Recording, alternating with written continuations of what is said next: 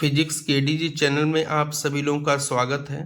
जैसा कि high school UP board के छात्रों के लिए एक विशेष सीरीज चल रही थी जिसमें 2025 के सभी अनसॉल्व के फिजिक्स के अंक करा दिए गए थे।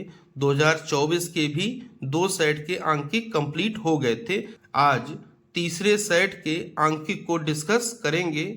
कोड है 824 IEL जाकर कक्षा 10 विज्ञान के लिए। तो देखते हैं, एक मोटर बाइक पर पीछे से आ रहे किसी अन्य वाहन को देखने के लिए 4 मीटर वक्रता त्रिज्या, यानी वक्रता त्रिज्या r बराबर कितनी दी है, 4 मीटर है। उत्तल दर्पण है इसलिए ये प्लस में होगी। बाइक से पीछे आ रहे एक वाहन जिसकी दूरी मोटर बाइक से किसी समय 8 मीटर की है जाकर, तो वस्तु की दूरी दे रखी है और वस्तु की दूरी को किस में लिखते हैं, माइनस में, जो कि पीछे आ रहा है। तो बताइए उसका प्रतिबिंब दर्पण में कितनी दूरी पर और कहां पर बनेगा, यानी प्रतिबिंब की स्थिति बी हमसे पूछा है जाकर। तो देखते हैं, सबसे पहले फोकस दूरी ज्ञात करते हैं। तो फोकस दूरी F बराबर होता है R/2। ये सूत्र होता है दर्पण के लिए जाकर। तो R का मान कितना दिया है, 4, और यहां पर डिवाइड में 2 चला जाएगा तो F बराबर कितना आ जाएगा, 2 मीटर आ जाएगा। अब UVF वाला सूत्र लगाते हैं किसके लिए, दर्पण के लिए। तो UVF वाला प्लस में सूत्र होता है दर्पण के लिए। तो 1/में B प्लस में 1/में U बराबर हो जाएगा 1/में EF। 1/में B हमको ज्ञात करना, ऐसे रहने दीजिए। U कितना है, माइनस का 1/8 बराबर हो जाएगा 1/F। F का मान कितना है, 2। तो ये हो जाएगा 1/में B बराबर में 1/2। ये 1/8 कहाँ चला जाएगा, इधर, तो आ जाएगा प्लस में जाकर। एलसीएम लेंगे तो ये 8 रहेगा, यहाँ पर 4, यहाँ पर प्लस में 1 जाकर। तो B बराबर सीधा करेंगे तो हो जाएगा, सीधा करेंगे B बराबर आएगा 8/5 मीटर जाके। दर्पण कैसा है, उत्तल दर्पण है, तो उत्तल दर्पण में दर्पण के पीछे बनेगा जाकर, दर्पण के आगे नहीं बनेगा। देखिए उत्तल दर्पण होगा इस तरह से जाकर, इस तरह से जाकर। तो यहां से प्रकाश किरण आ रही होगी जाकर, तो यहां कहीं पर प्रतिबिंब बनेगा जाकर, यहां कहीं पर। और ये कितनी दूरी पर होगा, 8/5 मीटर की दूरी पर, यानी दर्पण के पीछे 8/5 मीटर की दूरी पर बनेगा जाकर। प्रश्न संख्या 22 देखते हैं। निकट दृष्टि दोष से पीड़ित एक व्यक्ति अधिक से अधिक 80 मीटर की दूरी तक ही देख सकता है। तो जहां तक देख सकता है कोई व्यक्ति वो होता है B जाकर। तो B बराबर कितना दिया है, 80 मीटर जाकर। एक चीज और ध्यान रखें, कोई भी दृष्टि दोष का सवाल हो, चाहे वो निकट दृष्टि दोष का हो चाहे वो दूर दृष्टि दोष का हो जाकर, U और B हमेशा माइनस में लेना है। तो B कितना हो जाएगा, माइनस का 80 मीटर देख सकता है। गणना कीजिए कि सही दृष्टि के लिए, अर्थात अनंत दूरी तक देख सकने के लिए, यानी वस्तु कहां पर रखी गई, अनंत दूरी पर, तो U बराबर कितना हो जाएगा, अनंत हो गया है जाकर।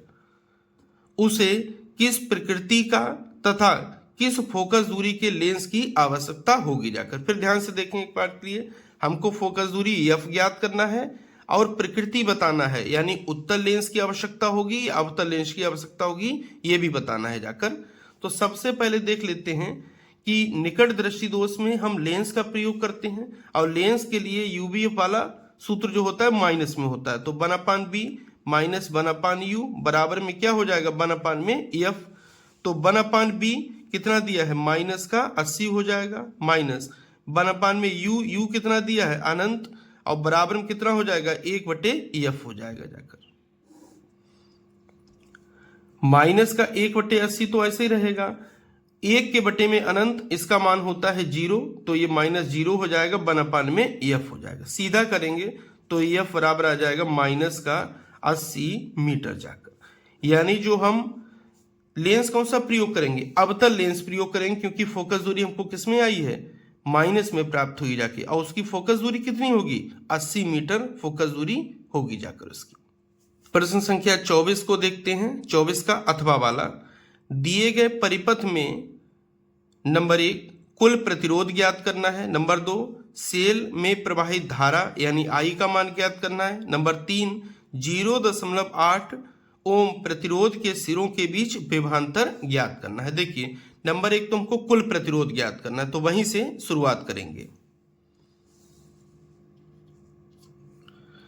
अब देखते हैं यहां से धारा कुल चलती है, धारा यहां पर पहुंचेगी, यहां पर धारा का बंटवारा होगा, कुछ धारा इधर जाएगी कुछ धारा इधर जाएगी। तो जहां पर बंटवारा होता है वो किस क्रम में होते हैं? समांतर क्रम में जाकर। अब जब इन दोनों को समांतर क्रम में जोड़ देंगे तो केवल एक प्रतिरोध मिलेगा जाकर, जो उनके बीच में लगा होगा। अब यहां से धारा जाएगी तो उससे भी होके जाएगी, उतनी धारा इससे भी होके जाएगी। यानी इन दोनों को समांतर क्रम में जोड़ने के बाद जो परिणामी प्रतिरोध मिलेगा जाके वो इसके साथ किस क्रम में होगा?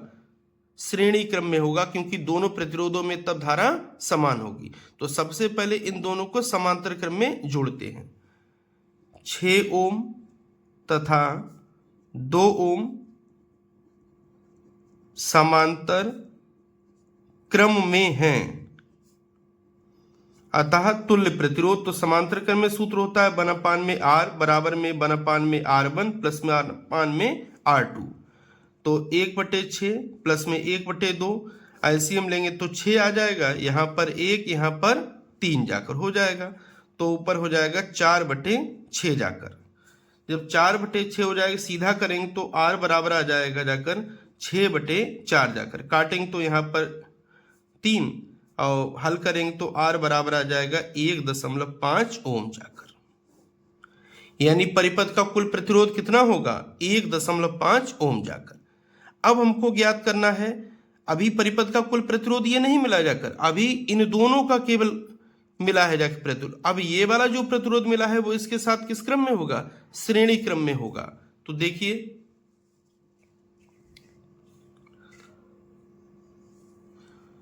0.8 ओम तथा 1.5 ओम श्रेणी क्रम में हैं। तो सूत्र हो जाएगा R डैश बराबर में 1.5 और प्लस में 0.8 जाके, तो हो जाएगा 2.3 ओम जाकर। ये हो जाएगा कुल प्रतिरोध जो कि परिपथ में है जाकर। अब वोल्टेज हमको कितना दे रखा है? B बराबर हमको दे रखा है 12 वोल्ट। तो ओम का नियम लगाते हैं। ओम का नियम कहता है B बराबर में IR जाकर। B कितना है? 12। I हमको ज्ञात करना है। R अभी कितना आया है? 2.3। तो I बराबर हो जाएगा 12 और डिवाइड में हो जाएगा 2.3 एम्पियर। ये कुल धारा प्राप्त हो गई जाकर, कुल धारा प्राप्त हो गई जाकर ये।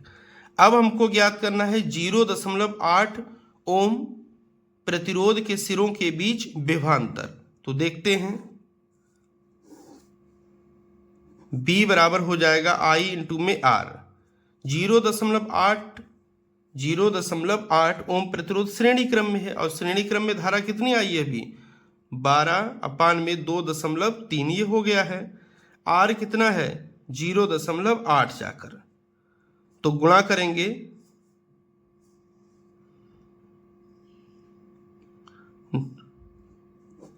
2.3 हो जाएगा, दशमलव से दशमलव हट जाएगा, तो ये 96/23 ये आ जाएगा वोल्ट में जाकर। यही आंसर है।